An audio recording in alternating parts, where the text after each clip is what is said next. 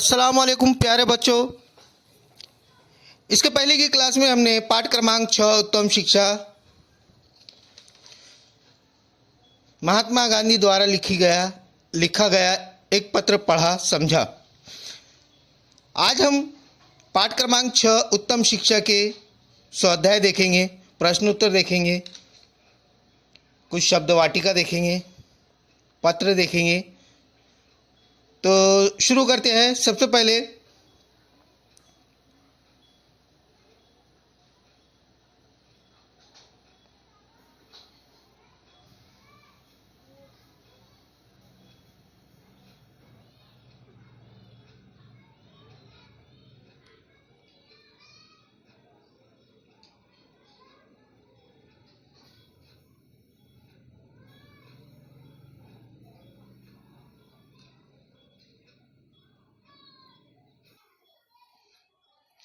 जैसा कि हमने आपको होमवर्क में दिया था कि आप शब्द वाटिका लिखिए,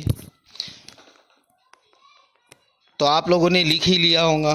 एक बार फिर से देखते हैं नए शब्द। निर्वाहन। निर्वाहन का अर्थ होता है निर्वाह करना। लापरवाही, इसका अर्थ होता है असावधानी, सावधानी न रखना, असावधानी। अभिभावक, पालक। बलबूते, इसका अर्थ होता है सामर्थ्य। इसी प्रकार से मुहावरा दिया गया है पेट पालना। पेट पालने का अर्थ मुहावरे में वाक्य की सुंदरता लाने के लिए मुहावरे का उपयोग किया जाता है। उसी प्रकार से पेट पालना और इसका अर्थ होता है भरण पोषण करना। आगे देखेंगे हम।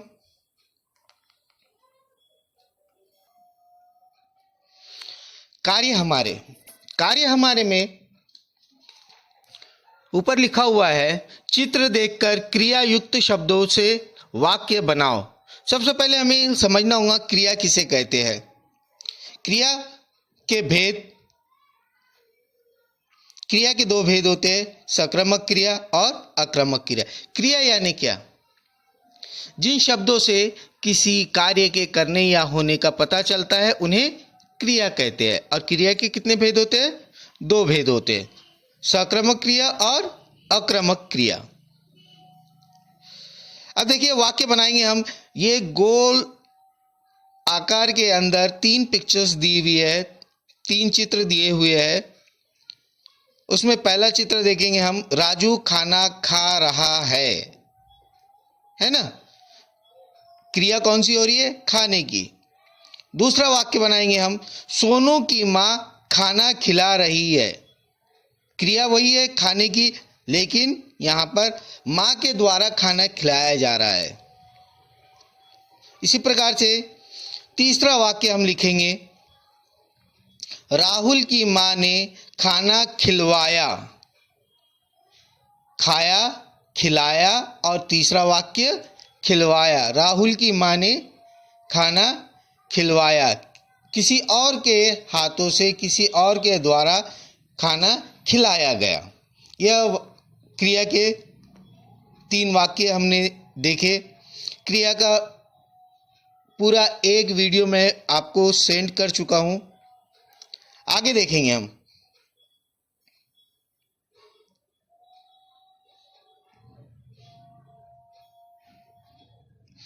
रिक्त स्थानों की पूर्ति करो। पहला वाक्य, मैंने जो रिक्त स्थान बोझ तुम्हारे सिर पर दिया है उसका निर्वहन करने में तुम समर्थ हो।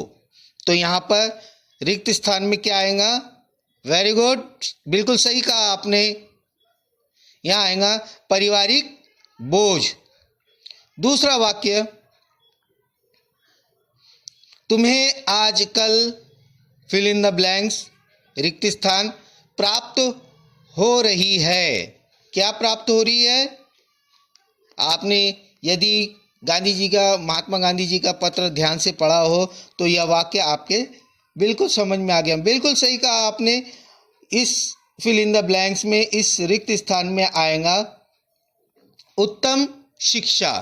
तो आप भी लिखेंगे वहां पर उत्तम शिक्षा। तीसरा प्रत्येक बच्चे को रिक्त स्थान, कौमा, रिक्त स्थान तथा संयम इन गुणों को अपने आचरण में लाना चाहिए।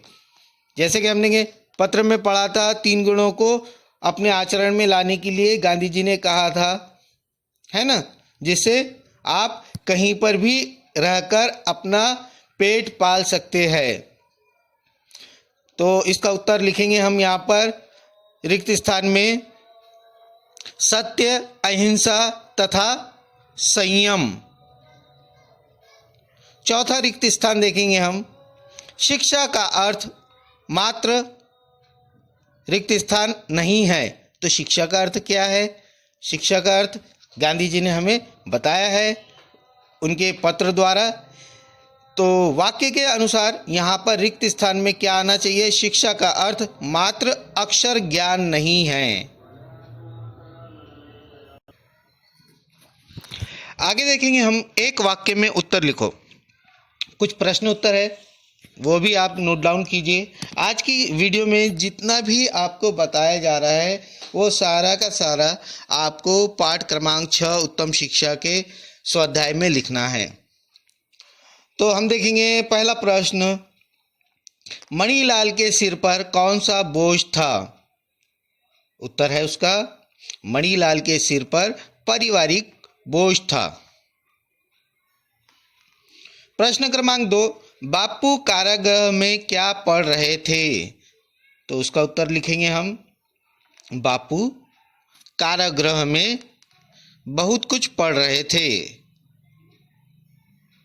उसके बाद में प्रश्न क्रमांक 3, प्रत्येक बच्चे को किन गुणों को आचरण में लाना चाहिए? तो इसका उत्तर लिखेंगे हम, प्रत्येक बच्चे को सत्य, अहिंसा तथा संयम इन गुणों को अपने आचरण में लाना चाहिए। उसके बाद प्रश्न क्रमांक 4, मणिलाल को किन विषयों के गीतों को कॉपी में लिखने के लिए कहा गया है? गांधी जी ने अपने पत्र द्वारा मणिलाल को किन विषयों के गीतों को अपने कॉपी में लिखने के लिए कहा है? तो उत्तर लिखेंगे, मणिलाल को हिंदी भाषा के गीतों को कॉपी में सुंदर सुडौल अक्षरों में लिखने के लिए कहा गया है। इसी प्रकार से आगे बढ़ेंगे हम। आगे प्रश्न क्रमांक 5, बापू ने मणिलाल को किसके प्रति लापरवाही नहीं करने को कहा है? उत्तर लिखेंगे हम, बापू ने मणिलाल को संगीत के प्रति लापरवाही नहीं करने को कहा है। आप इसका स्क्रीनशॉट भी ले सकते हैं। पूरा वर्क कंप्लीट होने के बाद, ब्लैक बोर्ड वर्क कंप्लीट होता है, उसके बाद में आप स्क्रीनशॉट ले लीजिए और आराम से अपनी कॉपी में नोट डाउन कीजिए। ठीक है, ओके, आगे बढ़ते हैं। लिखने की गड़बड़ मत कीजिए अभी। प्रश्न क्रमांक 6, महात्मा गांधी का जन्म कब और कहाँ हुआ था? महात्मा गांधी का जन्म कब और कहाँ हुआ था? तो उत्तर लिखेंगे हम इनका। उत्तर, महात्मा गांधी का जन्म 2 अक्टूबर 1869 पोरबंदर, गुजरात राज्य में हुआ था। उसके बाद में प्रश्न क्रमांक और अंतिम प्रश्न, राष्ट्रपिता महात्मा गांधी का पूरा नाम क्या था? तो ये तो नाम आपको जनरल नॉलेज की बुक में भी मिल जाएगा और आपको भी पता होना चाहिए कि इनका पूरा नाम क्या था। राष्ट्रपिता महात्मा गांधी का पूरा नाम मोहनदास करमचंद गांधी था। ठीक है, यहाँ पर प्रश्न उत्तर पूर्ण हुए। आगे बढ़ते हैं। मेरी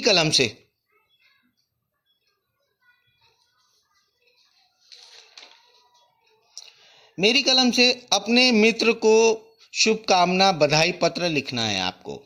तो पत्र के लिए किस प्रकार से पत्र लिखा जाता है, किस प्रकार के पत्र होते हैं, हाँ, औपचारिक, अनौपचारिक औपचारिक पत्र में कौन कौन से पत्र आते हैं और अनौपचारिक पत्र में कौन कौन से पत्र आते हैं, ये सारी डिटेल मैं अगले वीडियो में पत्र पर पूरा एक वीडियो बनाऊंगा। ठीक है, आप लोगों ने ध्यान से उसे सुनना, समझना। अभी फिलहाल तो आप एक पत्र लिख लीजिए अपने मित्र को। तो पत्र किस तरह से लिखेंगे आप? पत्र लिखने से पहले आपको ये पता होना चाहिए कि आप पत्र किसे लिख रहे हैं, क्यों लिख रहे हैं, है ना? किसे और क्यों लिख रहे हैं, और लिखने वाला कौन है, लिखा किसे जा रहा है और किस कारण लिखा जा रहा है, ये 3 चीज़ें आपको पता होना चाहिए।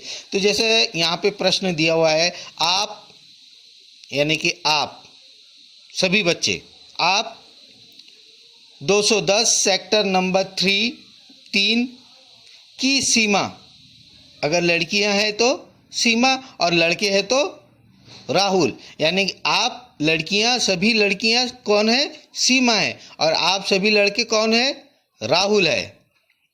आपकी सहेली पूर्णिमा, सीमा की सहेली यानी आपकी सहेली कौन है, पूर्णिमा, और आपका मित्र, राहुल का मित्र यानी कौन है, सूरज। मित्र सूरज अध्ययन के लिए यानी स्टडी करने के लिए, पढ़ाई करने के लिए, अध्ययन के लिए अमेरिका जा रही या रहा है। तो रही लड़कियां लिखेंगी और लड़के रहा है, समझने के लिए। उसकी यात्रा की मंगल कामना करते हुए शुभकामना पत्र लिखना है आपको। पत्र लिखिए, है ना? तो आपको पत्र लिखना है। पत्र किस तरह से लिखेंगे आप इसे देख लीजिए। 210 सेक्टर 3 करनाल, दिनांक 10 जुलाई 2019, प्रिय पूर्णिमा ऑब्लिक सूरज। तो लड़कियां हैं तो पूर्णिमा लिखेंगी और लड़के हैं तो प्रिय सूरज। ओके, समझ में आया बेटा? ये लाइन समझ में आ गई आपके?